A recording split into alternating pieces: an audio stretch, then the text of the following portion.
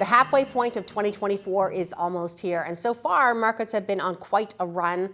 The S&P 500 is up more than 14% year to date, the NASDAQ up more than 18%, and both have been hitting record highs.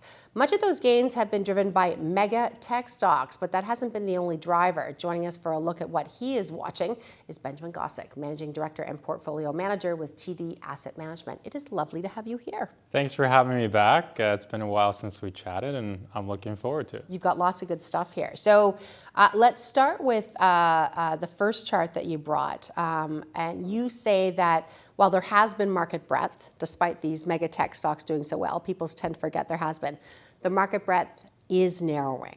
Yes, so a few things. We are pushing to new highs. The push to new highs, the breadth has narrowed, but I would argue that we're in the midst of a 2-year bull market. I think we're approaching the 2nd-year anniversary around summer, and there have been periods of time where we've had, large parts of breadth and then narrow parts. We're in that narrow phase. But one of the reasons, and it's a chart that I brought, one of the reasons why we have never really bought into this sort of 7 stocks driving the market, that doesn't give enough credit to this market. And tell me how that shows up here. So let's say we take the 500 stocks in the S&P 500 and we count green days versus red days for all the 500 stocks. So if you're green, you get 1 point, and if you're red, you get -1 point. And then we just keep a running total every day. And so you can see, and I took it back to kind of the summer of 2022, which is when we think this bull market started. Okay. We've had more green days versus red days across the 500 stocks. If it was just 7 stocks versus the 493, this would be a much different chart.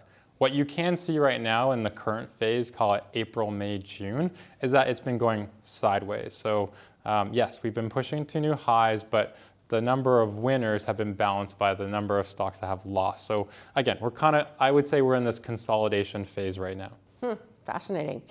Second chart we've got here is taking a look at market breadth and number of members with new 52-week highs and lows. So again, what's material about this chart? So if we're in a bull market cycle and we're breaking to new highs, we'd like to track the percent of the companies in the index that are making new highs on an individual basis. And so there have been periods where we see lots of companies making new highs, and then all of a sudden we don't see that as much anymore. And so there was a brief kind of spurt in May, in June. It's been kind of narrowing. So the index is making the new highs. The stocks that are contributing to those new highs individually have started to fall. But more importantly, what stands out to me is that, yes, we're having some consolidation. The stocks that are taking the market higher are fewer and fewer, but we're not seeing a lot of stocks that are making new lows. And that's the blue on the bottom.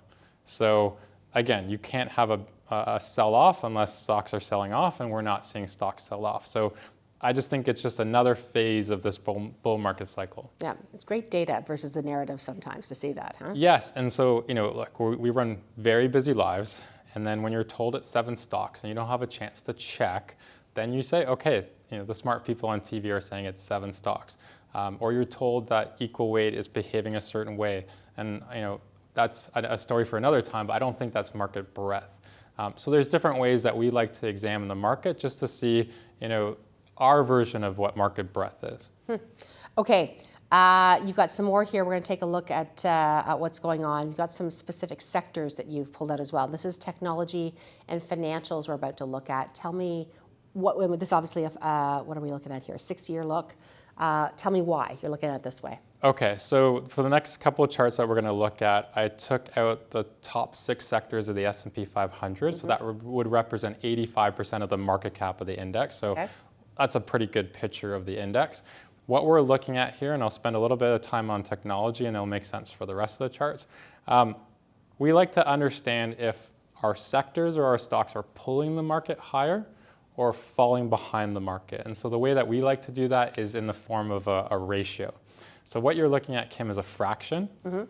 The numerator is the tech sector of the S&P 500 in this fraction, and the denominator is the S&P 500. And so your eyes are doing all the work for you. which is it's been up and to the right, and I don't need to convince you that it's been a technology-driven market. So if you've owned technology, you've outperformed.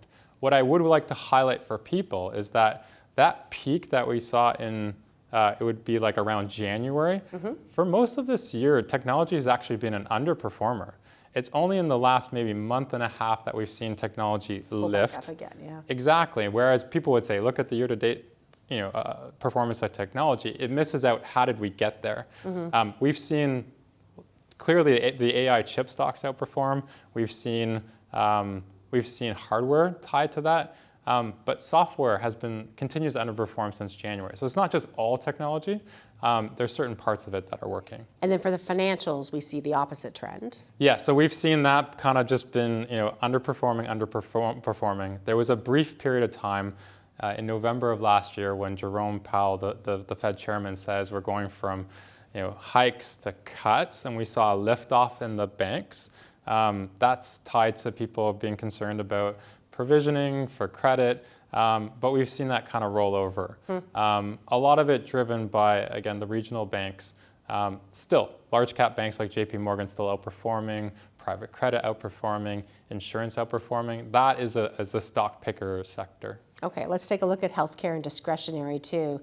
These are fascinating to look at this way. So healthcare has been volatile. They've both been volatile, I guess. Yeah. Yeah, and so the story for 2022 would have been healthcare. Up and to the right, almost the entire year. I'm sure most people in their portfolios would have been in healthcare. And then with the exception of maybe the companies like an Eli Lilly or Novo Nordisk, most healthcare has just been a serial underperformer. A lot of it has been driven, there's still a destocking period of all the inventory that was built up during COVID. Like that's still not done. We think we're in 2024, but that's still an overhang. I also think there's also an existential crisis going on. Lots of companies built up these franchises, but some of these obesity drugs are sort of challenging that terminal value. If I do lose weight, do I need that dialysis machine? Do I need that sleep apnea machine? So I still think that is working in the sector. But clearly, if you own a healthcare stock and you're like, why am I not keeping up with it? That chart's telling you it's just not keeping up with the rest of the market's underperforming. And the discretionary piece was volatile as well, and actually, but holding up better than I thought it would have, given the narratives we hear about the health of the consumer. And because with that chart, I made a slight tweak. Okay. If you look at market cap discretionary, it's so dominated by Amazon and Tesla that you miss the entire picture. And that is a feature and a problem with the indices that we have. They're just obscured by these large companies. Discretionary was incredible last year on an equal weight basis. It is less so. Travel is still doing well, but there are areas of this market where companies were able to raise price and can't raise price anymore, and the market is acting accordingly to those stocks, and they're taking them down. Interesting. Okay, last one. We got about a minute. Communications and industrials. Again, we'll take a look at. It's quite the dip, what we're seeing at the end of 2022, which makes sense given what was going on, but industrial is really seeing something very interesting there too. So then let's just focus on the industrial part. Okay. Yes, the focus has been on technology. So the industrials, and again, we had to do a little twist here. This is equal weight. You can't see this on a market cap basis, but they take off in March of 2022, which is the exact same time when the Federal Reserve begins its hiking cycle. Yet industrial stocks are taking off and outperforming this market. So many mega trends going on in industrials, whether it's decarbonization, electrification, they benefit from the data center expansion. Bringing things home at the same time. To me, this is the chart. I believe that industrials are the generals of this new bull market cycle. And so yes, there has been all this focus on AI and semiconductors, and yes, we're focused on there too. But do not lose sight of these industrial companies. We've got a couple more charts that you brought with us. And the first one talks about the amount of cash and I guess cash on the sidelines. Yes. So we talked about being 2 years into a bull market. This phase feels a bit narrow in terms of the stocks that are driving it. We talked about how tech is kind of working. We showed you a whole bunch of other sectors that are underperforming. So the question I always get is, so how long can this cycle last? I think most people actually haven't participated in the equity markets. Which is amazing, given where the markets are. Exactly, but we've had a lot of people on the sidelines with cash. A lot of people felt comfortable earning 4 or 5% on their GICs or short-term paper. What you're looking at here is the S&P 500, which is, I'm going to use as a proxy for risk assets relative to cash levels. The number that you keep hearing in the news is 6 trillion for money market, but that includes institutional money, and we're really focused on retail because institutions may have derivative contracts on top of their cash. So it may already be in productive use. And so the thing that we're focused on is that at market bottoms, that's typically where you see a cash peak. People lose money, don't like it anymore. At market bottoms. And they raise the last dollar at market bottoms. Right. And so we are still approaching, peaks in the levels of cash while markets are already pushing now to new highs. And so again, it just tells me that so many people are outside of this market. And we will have 5% pullbacks, 10% pullbacks, but my expectation is that those pullbacks get bought with the cash on the sidelines. That's just, it's fascinating. Is there anything fundamentally that's changed in the markets that has the markets act differently? I'm sure there's actually a long list, but when you see these high cash and peaks in the market at the same time. I think the levels have changed, but the relationships, the correlations still, to me, look intact. Okay. Next chart you have is showing the gains on the S&P 500 and the reaction by investors. So tell me what we're seeing here.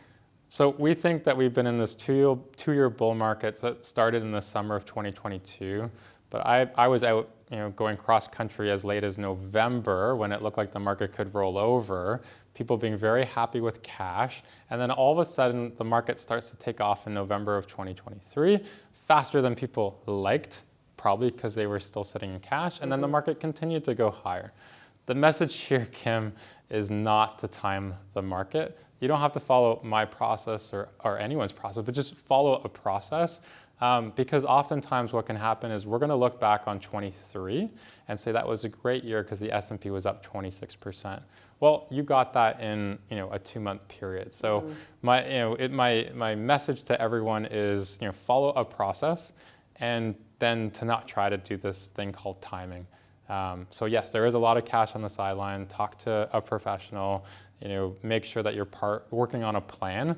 But this timing thing, we don't even think we're very good at it, but we follow a strict process. And that is what helps you with situations like this. It's so tricky though, because if someone sees this chart when they see it, and my honest reaction too is I look at it and go, geez, the market is high. Like this seems like maybe absolutely not the right time. But probably someone felt that same way back in November and felt that same way before too, right? And that's just the hard part where you just don't know, and especially with all that cash on the sidelines. Exactly. Yeah.